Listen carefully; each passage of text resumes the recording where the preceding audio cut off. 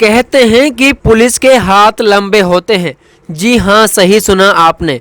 ये कहावत मेवात की पुन्हाना स्याही ने साबित कर दिखाई है, जिसने 1987 में लूट, डकैती और हत्या करने वाले यूपी के 3 आरोपियों को 33 साल बाद गिरफ्तार करने में सफलता प्राप्त की है। पुन्हाना स्याही टीम की ये सबसे बड़ी कामयाबी मानी जा रही है।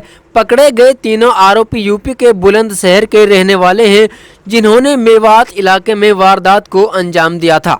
मीडिया को जानकारी देते हुए पुन्हाना के डीएसपी विवेक चौधरी ने बताया कि 30 अगस्त 1987 की रात को करीब दर्जन भर से अधिक डाकुओं ने मेवात के पिनंगवा कस्बे में स्वामी राम पुत्र फकीर चंद के मकान में परिवार के सदस्यों को बंधक बनाकर 1 किलो सोना व 150 किलो चांदी को लूटा था। स्वामी राम के पड़ोसी जगदीश ने जब शोर मचाया तो बदमाशों ने उसे गोली से भून डाला और जेवरात लेकर फरार हो गए, जिसका पुन्हाना थाने में केस दर्ज कराया गया।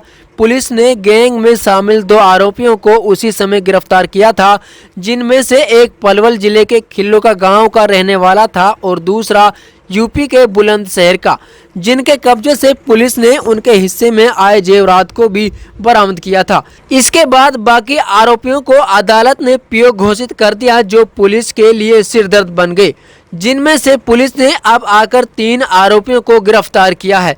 इसीलिए तो कहते हैं कि पुलिस के हाथ लंबे होते हैं।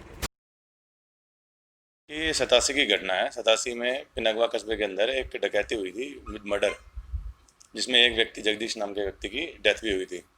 उसके अंदर करीब 160 केजी के करीब अपना चांदी, 1 किलो के सोने के जवाहरात और 1000 रुपये के करीब इसमें गए थे।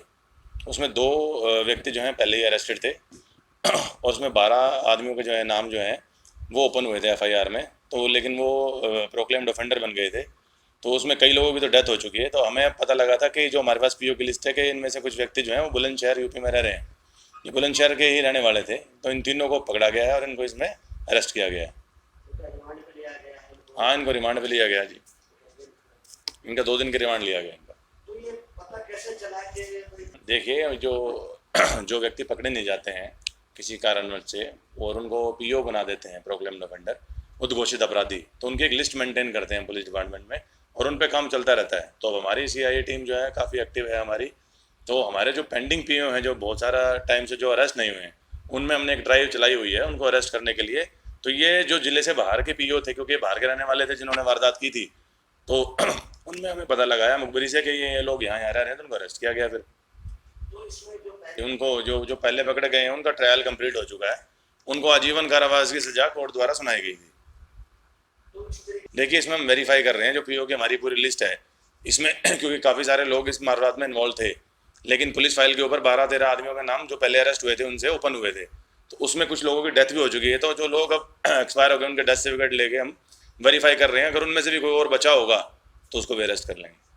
देखिए, ये पूरा का पूरा जो क्रेडिट है हमारी जो सीआईए टीम पुनाना है, जो स्पेशल हमने एक टीम बनाई सीएस स्टाफ पुनाना में उनको इसका क्रेडिट जाता है, क्योंकि उन्होंने ही अपनी मुखबिरी लगा के, और ये बहुत पुरानी वारदात थी, उससे पहले किसी ने इस पर ध्यान भी नहीं दिया।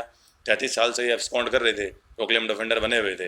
तो अब हम मुखबिरी लगा के इनका जब पता लगा है तो सारा का सारा काम जो है सीआईए टीम का है।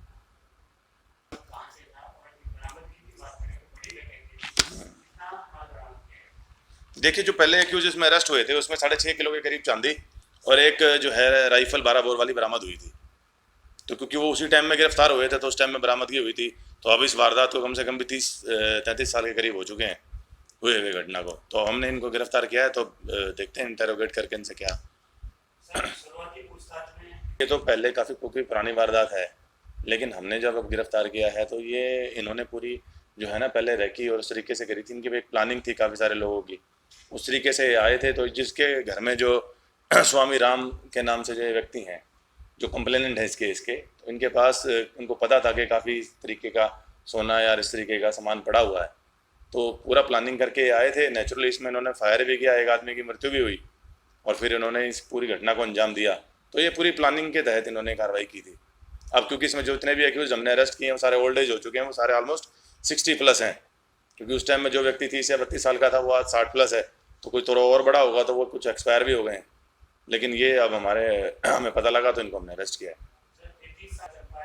देखिए ये तो उस टाइम के विषय की बात थी कि उस टाइम में कहाँ से आए, उनका सोर्स क्या था, वो तो इन्वेस्टिगेशन का प्रेरोगेटिव नहीं है कि वो सोर्स लीगल था कि इलीगल था। अब बात तो ये थी कि उसमें एक व्यक्ति की मृत्यु हुई है, डकैती हुई है, वो पुलिस का प्रेरोगेटिव था, उसमें हमने कार्रवाई की है। तो अब इसमें सारे आरोपी गिरफ्तार हो चुके हैं या फिर अभी? देखिए 2 आरोपी पहले गिरफ्तार हुए थे, 3 आरोपी अब गिरफ्तार किए गए हैं और हम वेरीफाई कर रहे हैं लिस्ट के अकॉर्डिंगली, क्योंकि कुछ लोग इसमें मर भी चुके हैं, काफ़ी लोग। तो अगर कोई पेंडिंग होगा तो उसको हम अरेस्ट करेंगे। तो 2 आरोप नहीं वो भी बाहर गई थे। तो इसमें क्या टोटल? इनमें से एक सुलेमान नाम का व्यक्ति जो पहले गिरफ्तार हुआ था वो खिल्लूका का था अच्छा, जी। तो नेचुरली लोकल इन्वॉल्वमेंट भी थी, वो पूरी रेकी की गई थी तो लोकल आदमी की इन्वॉल्वमेंट भी थी। तो अब हमने जो एक्यूज अरेस्ट किए हैं इनसे वेरीफाई करेंगे कि अगर और भी कोई एक्यूज जिनको जानते हैं यार वो पेंडिंग है तो उनको भी अरेस्ट करें।